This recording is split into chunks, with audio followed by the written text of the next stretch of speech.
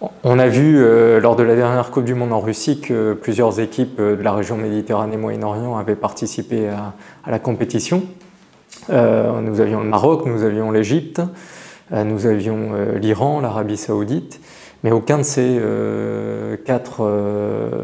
pays n'a véritablement rencontré un grand succès dans la compétition. Il n'a pas passé le premier tour, ne s'est pas qualifié pour les matchs du second tour et finalement ça a créé à nouveau une certaine frustration parce que comme souvent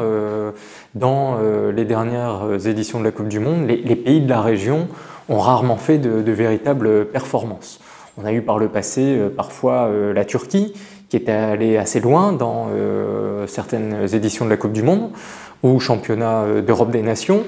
Mais lors de la Coupe du Monde en Russie, finalement, le bilan est relativement négatif. Alors qu'il y avait des attentes, l'équipe du Maroc, par exemple, présentait a priori un potentiel important. Elle est tombée dans un groupe très difficile, donc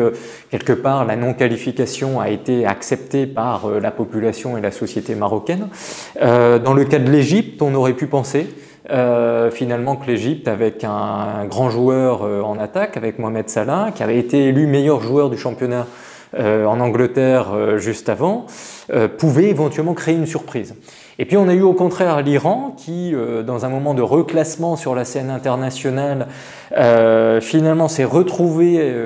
présente à la Coupe du Monde avec un enthousiasme très fort de la population iranienne pour le ballon rond, une fierté de revoir la sélection nationale participer à une compétition internationale, et cette fois-ci avec les mêmes règles du jeu que pour l'ensemble des autres pays du globe. Ce qui est toujours intéressant dans la compétition sportive et le football en particulier, c'est que finalement, que vous soyez l'équipe d'Iran ou l'équipe de France, les règles sont les mêmes et ce n'est pas toujours le cas sur la scène internationale pour des raisons politiques ou économiques. Et donc l'Iran avait aussi cet enthousiasme pour la Coupe du Monde en Russie. Et finalement, l'Iran, qui a été très bon sur le terrain, n'est pas parvenu à franchir le premier tour, mais a vraiment brillamment défendu les couleurs du pays pendant cette édition. Alors tout ça, c'était intéressant de le mettre en perspective aussi de la prochaine édition, puisqu'en 2022, la Coupe du Monde aura lieu dans le Golfe, au Qatar. L'Émirat a obtenu l'organisation de cet événement de manière un peu surprenante finalement, parce que c'est pas un pays de tradition footballistique, c'est pas un grand pays sportif, mais qui a développé depuis 10-15 ans une activité internationale forte en termes de diplomatie sportive pour exister aussi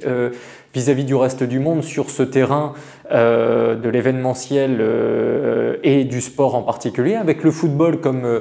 sport fanion, même si le Qatar a investi plein de sports aujourd'hui. Mais c'est vrai que l'organisation de la Coupe du Monde au Qatar en 2022 va être un événement important. C'est le premier qui se tient, c'est la première Coupe du Monde qui se tient dans la région, dans un pays arabe, et ça suscitera beaucoup de curiosité, à la fois sur l'organisation, sur les températures, donc on va jouer pendant l'hiver, au mois de décembre,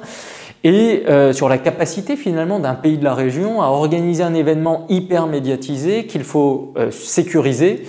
dans un contexte géopolitique régional qui reste quand même l'un des plus sismiques aussi de la planète, et donc il y a toujours un peu ce facteur qui rentre en compte. C'est pas inintéressant de voir comment autour de l'événement de la Coupe du Monde au Qatar, nous avons vu aussi se dessiner en toile de fond des rivalités, des tensions entre cette région du monde ou ces pays ou certains de ces pays de la région et d'autres pays ou de la région ou du reste du monde. Beaucoup de pays, par exemple, beaucoup de commentateurs ont douté de la capacité d'un pays comme le Qatar à organiser un événement aussi important. Il est fort probable que le Qatar parvienne à organiser parfaitement la compétition et nous aurons après le Qatar une Coupe du Monde aux États-Unis et au Canada, au détriment du Maroc qui était candidat dans la shortlist pour organiser la compétition 2026. Si je précise cela, c'est aussi parce que visiblement dans le vote des pays sur le lieu de la Coupe du Monde 2026, tous les pays arabes n'ont pas voté pour la candidature marocaine. Certains pays ont visiblement préféré la candidature nord-américaine. Ça en dit long aussi sur les divisions du monde arabe ou de la région plus largement, y compris sur le terrain sportif et du foot en particulier.